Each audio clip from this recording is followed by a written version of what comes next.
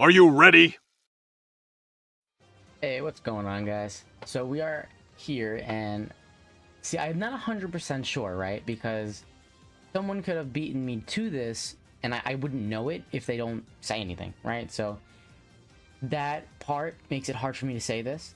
But as far as YouTube goes, I have not seen anyone else upload this. I've even tried looking up channels like in different languages, which is very hard to find because the YouTube algorithms really don't do that. Which makes sense, right? Why would it show me a video in a different language? So I have looked around. I have not seen anyone do this. So I'm gonna claim this here. First, globally done, crossover only team LGE no item run on YouTube. I'm gonna say on YouTube just because someone may have done this before me technically, but I'm on YouTube, so I'm gonna claim that at least. Yeah, so now this is a very long video. I debated speeding it up, like making it go 2 times at some point, because at some point, I think it's like around the Tech God Goku phase, his defense can't be lowered. And his health increases dramatically, so it just takes a long time. And to be honest, some of these units need time. Like Cumber and Beat really desperately needed the time. Mira, I think before Super Saiyan 3, he's like done. Like he'll take double digits from MUI. Like he greatly raises his defense, which is just insane. Cumber here, it was a little tricky because if I didn't have him in first slot as much as possible, even by getting towards the end, well, not the end, but by getting towards Blue Goku, that's going to be the hardest fight for him, right? Because he's STR. And I was not able to get his defense nearly high enough to be okay. Same goes for his Beat. Like, Beat was the worst one, actually, out of the whole team. He just never really got double supers, which is ironic because he did here. But, like, he just very rarely did get double supers. Vegito was okay, except for the STR phase. That was extremely scary, which you guys will see. Bardock is obviously basically cheat mode, like. So you see there, I actually avoided that super on purpose because I thought about, like, I need to slow it down. Because if I go quickly like I did in other runs before this, I don't have enough defense, I get blown away at the end. And it's just a big waste of time. So I started slowing it down, avoiding supers when possible with the units don't need it. But at some point, you know, like when I got to the STR phase, I couldn't avoid supers with Vegito. He had to get the super because he was just taking an insane amount of damage. So I'm not going to talk this entire video because it's like a 40-minute video. I can't talk that much, so I'll probably come in and out. But and I don't expect you actually to watch the entire video, so it's totally fine. So please like, sub, all that stuff now. While you're still watching, I assume you haven't clicked off at 3 minutes. But, you know, you might start zipping through this. I know I would not watch this entire thing, because at some point, it does get a little boring. And even for me playing, it was a little boring, because I'm just doing the same attacks over and over and over again. No change in rotations. So, yeah. Please do that now. And if you're going to start, you know, double tapping to skip ahead, by all means, you know, you'll catch some conversation here and there. Yeah, so priorities in this run. So I had to put Beat next to Bardock, even though they share 0 links, which really sucked. But there was no other way. Beat had to get his super as much as possible. I can't keep him off rotation, right? He's terrible without him stacking. Cumber, he actually became really strong at the end. He was one of the other. It was Bardock, and then I think Cumber was like top two for damage in this fight, but. Cumber in his passive, if he gets hit first, he will have a guaranteed double super in the first slot. So to get that active was really important because I needed him to get as many double and triple supers as possible to get his numbers up because he was lacking. Obviously, it does work out. I think I'm going to. I'm trying to think. Is there anything else I could speak about? Oh, well, let's talk about the banner, right? In general. Banner was amazing. I actually, I did this run, actually, while I was flying to go pick up my son. My son lives in Michigan. I live in New York. So I was actually going to get him, and I was like, yeah, let me give it a couple goes. Because before this, I first tried using all the new units, right? and it just couldn't get done. I had Deborah for a while. He was just getting creamed. I could not use him at the end. And I wanted to use Toa immediately. I knew Toa was going to be a fantastic choice, but I didn't have orbs. Bro, I have no freaking orbs. And it's so aggravating. If it was a normal price, I'd buy them. I would absolutely buy them. I sometimes gander and look at the prices to buy the orbs, but they're just so terrible that I'm like, I'm not gonna do it. Like, it literally, if I bought the pack, it doesn't help me. So of course I don't do it. Because you get like 600 orbs or 400 orbs or something. Like, it's like barely a path. So I'm like, I don't understand. Like, if you buy that pack, it should be like a full unit rainbowed, or a full unit 55%. I could see, and you buy 2 or something. But it's $20 US and that. Also, I group orbs a lot in this because it is the only way for me to heal. And Mira is actually just nuts. I'm definitely going to use Mira a lot more as time goes on, because he's just insane defensively for these longer events, right? And he's on some good teams too, so he's just awesome. He was actually really good. I was actually not happy when I pulled him, because I was like fuck this guy, like I didn't care. And then I read his pass, it was like, oh, it's pretty good. Put him in use, I'm like, yo, this guy's nuts. Like, slot 1 juggernaut he will not take damage. It does not matter what occurs. After the first like 3 supers, he's like done. Like, he's not taking damage in these events. Yeah, we go double super right there. That's a guaranteed double super. Is this a triple? There you go. So that's why you needed him in slot 1. But then, as you see later on, sometimes it's like his defense isn't high enough, right? I'm taking the gamble with him and Mira, because if I put Mira slot 1, it is guaranteed no damage. It is double digits, like almost this entire fight. At this point, he is always taking double digits, and it's like I could put him there and not receive damage, which is extremely important, obviously, when I can't use items. Or I could put Cumber in the first slot, and as long as they're all normal attacks, I'm fine.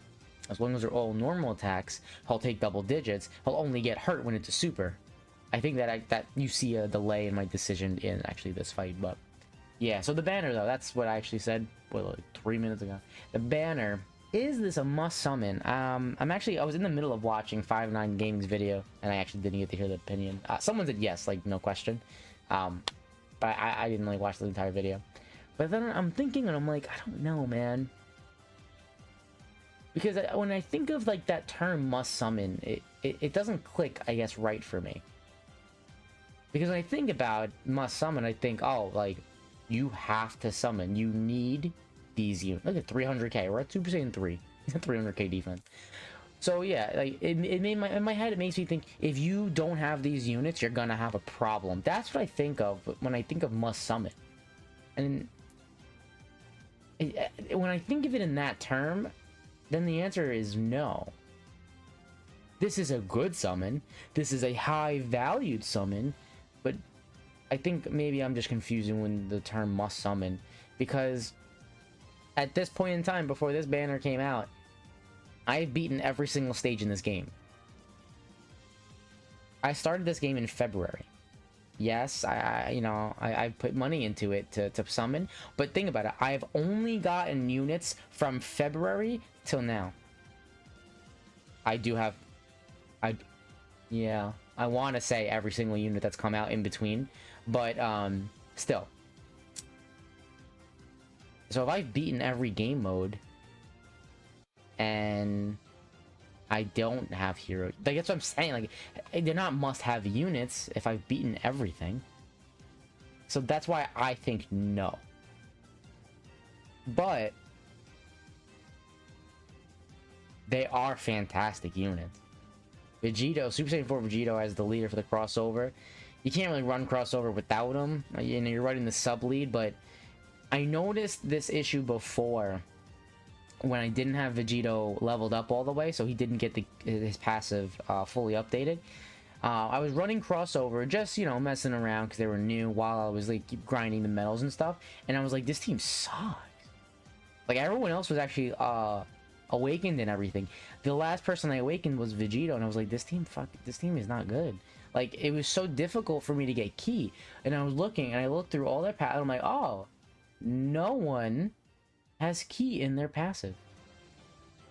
So it was, now I'm like, wow, so I mean, I think they did it on purpose. You need to have Super Saiyan 4 Vegito to run this team, because he gives ki from his what's it called, his passive towards crossover in grade 8, which obviously most people fit here. I'm like, damn, that kind of changed it for me. Because now if you're running these people outside of these teams, now ki isn't good. I'm going to run yeah, I'm not gonna have a video showing that you know, for a couple days, because I just so much going on. But I'm gonna try these units in like Super Battle Royale, stuff like that, and see what they're like when they're not on crossover, or they're not with Vegito. I think, but Bardock is crossover. I think so. Whoever it is, whoever the other person is that is crossover, I'm gonna run them, so I don't have Vegito, and I want to see what the team is like. And it's just, I don't think it's the same. I think having Vegito makes it really important for the team. So when I look at it that way, and now I can't use these people off the team. Now it gets a little difficult. So like I wanted to run, like I haven't run Giant 8 Power yet.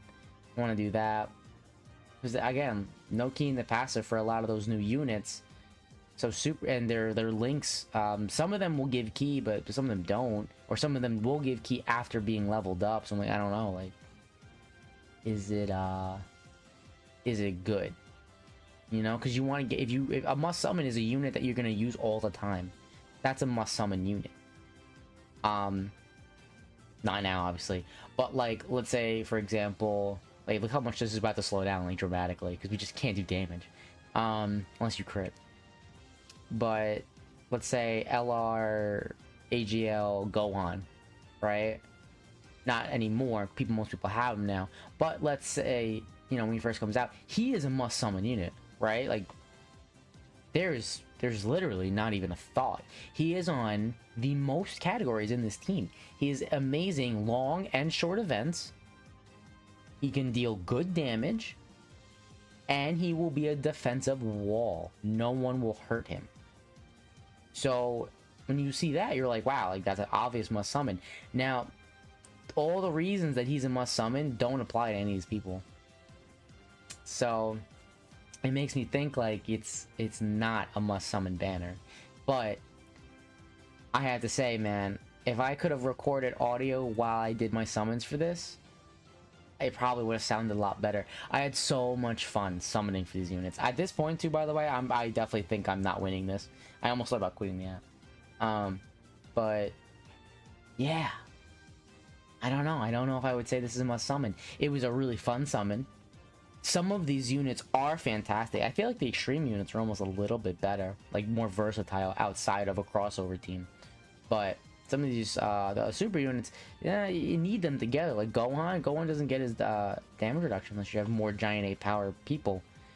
As far as Giant 8 Power category units, you know, there's a lot of people there, but there's not a lot of good people there, so you're on a limited selection. You're not gonna pick the Kid Goku from what was it, the Fizz Kid Goku that like everyone has. Like, he's just not good, right? Like, so units like that don't count when you look at the roster. So when you look at the units that count, you know, it gets a little limited. Not to mention, you know, key. So I don't know. It still a good unit, but I feel like if key's a problem, then you know, things might get a little tough. Yeah, I think that's pretty much it. That's how I feel, you know, with this banner. I'm gonna just let the music play out, and I'm going to just chill for a bit, let this thing record so you guys can see it. Skip ahead if you're gonna, like, you know, just to see, because this fight right here is already taking forever. This has been 3 turns and he's still not dead. I think the STR fight is the longest. I don't know if STR is longer or if UI is longer, to be honest. But it's like, it's just so hard because the team just doesn't do that much damage. I wish Vegito did more damage. I don't know why he doesn't, but oh well. Alright, I am going to just let the music play out from here on.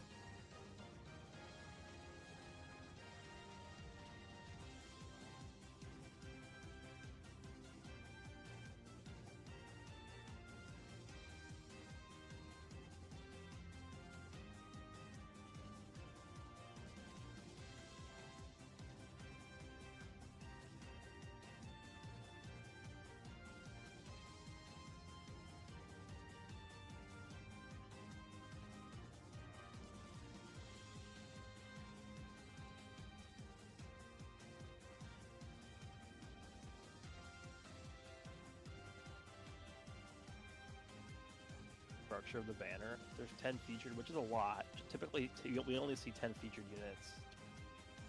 Acidic foods can pull minerals out of your enamel, and Pronamel put those minerals back in, baby. In addition to enamel health, Pronamel helps reduce sensitivity and also restores your natural whiteness to your teeth while also freshening your breath.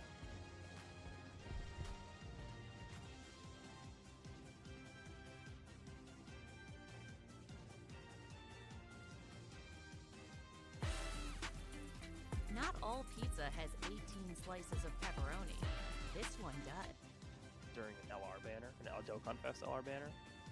But I would say because 6 of the 10 are new, and they're all very good, and it's obviously guaranteed featured every single multi, you're not really going to get this type of value on like any other banner that comes out throughout the course of this year, and even throughout next year, I would say.